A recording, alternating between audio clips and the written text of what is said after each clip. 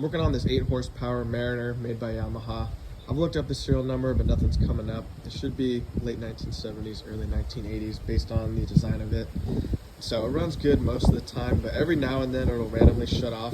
I'll have to pump the primer bowl and then it'll fire back up again. So that's an issue with the fuel. And so the most common issue is with the fuel pump, which it ended up being the fuel pump. You know, you can see that this diaphragm has all these weird spots. It's all warped.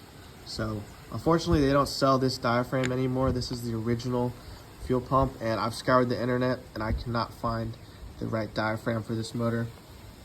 Other things to check when you got a fuel issue are, one being your fuel tank. You know, I've tried another fuel tank.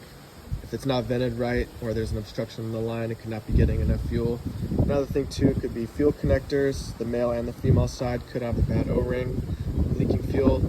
Another thing too is checking all your connections on all your fuel lines to make sure they're tight, that there's no air getting in it. And then lastly, your carburetor too. You can clean it, check your float, make sure it's at the right height so it's getting the right amount of fuel. I've checked all those things, and ultimately it was a bad fuel pump.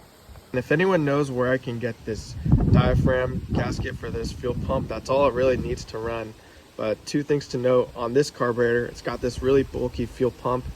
You know, on the backside too, it's got these hooked mounting brackets that go onto the motor. And so here I got this aftermarket carb. It's got a little different style fuel pump. This fuel pump's not the same as this old one here.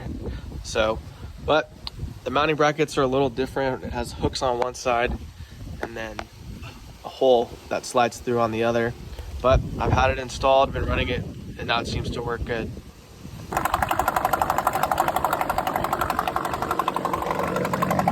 Yeah, I can see that there's a lot more fuel coming through here.